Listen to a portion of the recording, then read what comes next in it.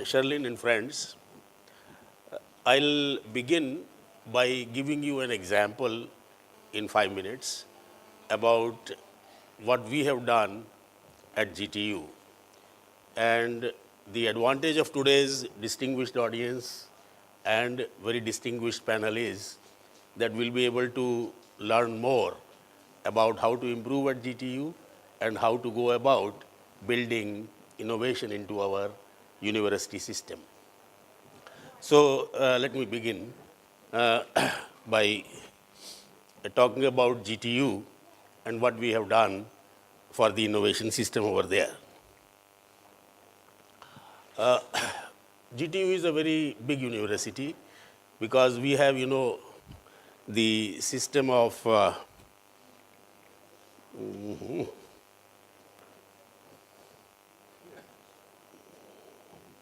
okay. So GTU is having about 500 colleges, and we have about 400,000 students, about 17,000 teachers.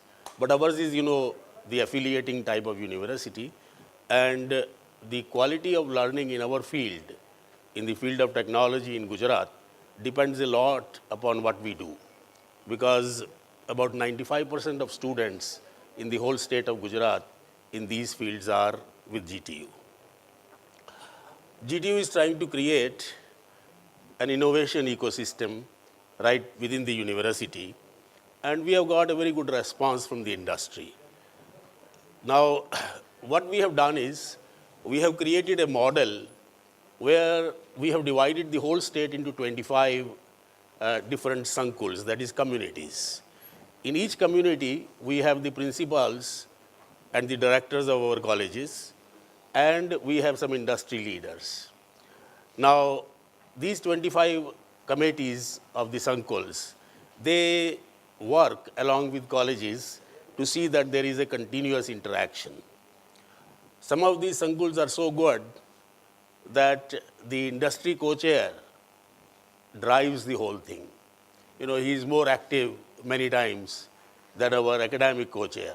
In other cases, of course, it is driven by the academic co-chair. So we have developed a system during the last 2 years, which is really working and which is helping the university develop an interaction, a continuous interaction with the industry. Now, besides this, what we have done is we have also developed skills councils for our MBA colleges. Now, what are the results of this particular process? That's all that I will like to say.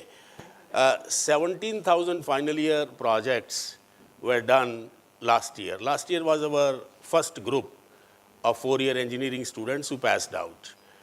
This is a relatively new university, established in 2008. And out of these, 73% of the projects were based on industry problems. What we had done was, at the start of the academic year 2011-12, we asked our students to go to the industry and to pick up problems for their final year project. Every problem was supposed to improve a product or a process. So 73% were based on the industry problems. When the projects were ultimately evaluated, we found that 1,900 industries had said that these projects have benefited the industry. Now, quantification, of course, of that benefit has not been possible exactly, but one of the industries quantified itself. They said the students have benefited them to the tune of about rupees 6 lakh per month. And of course, the students got nothing. They simply helped the industry by developing the project.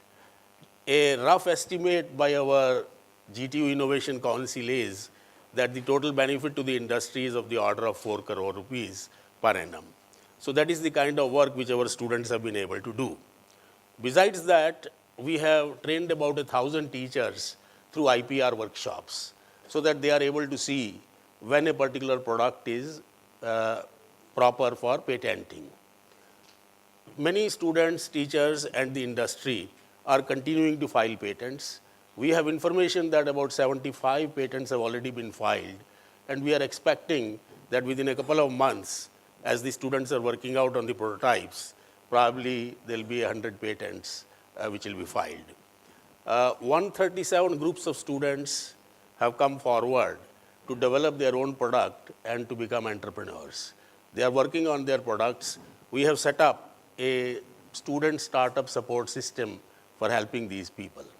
So these are the outputs that we have. Now, basically, the idea is that the university should not only develop an innovation system within this university, they also become an agent of change in the industry. Because most of the SMEs in India have not really been very innovative earlier. They have been very good production-wise, but their products have not really been innovated over the years. So if our students are able to bring innovation to the SME sector, that will also help the industry a great deal.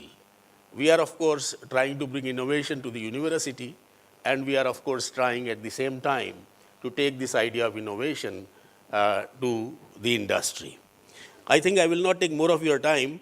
Just to set the idea and bring the framework to our discussion, I talked about what we have done. I have with me now Dr. James F. Basinger. He is the Associate Vice President Research at the University of Saskatchewan. University of Saskatchewan, of course, as many of you may be knowing, is a very good research university. They have quite a lot to their credit. Mr. James Basinger received a BSc in botany at the University of Alberta.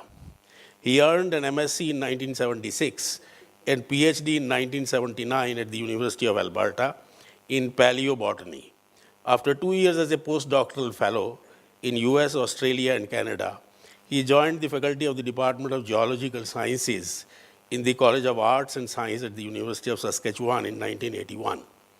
His research program in the evolution of plants and environment has included extensive field-based research in Western Canada and the Canadian high Arctics.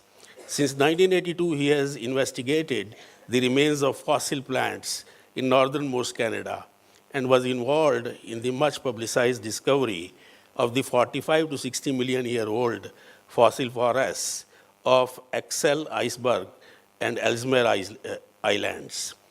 These fossil forests provide a window into Earth's past to a time when global climate was much warmer than present and forests existed throughout the polar region. His Arctic research has also brought to light one of the best sources of some of the world's oldest land plants, a 400 million year old rocks of Bathurst Island in the central Arctic archipelago of Canada. Basinger served as head of the Department of Geological Sciences from 1997 to 2003 and an associate dean science from 2004 to 2007. He currently serves as associate vice president research. Incidentally, we do not have this practice in many of the universities in India, but in Canada, in every university, vice president research is a very important office.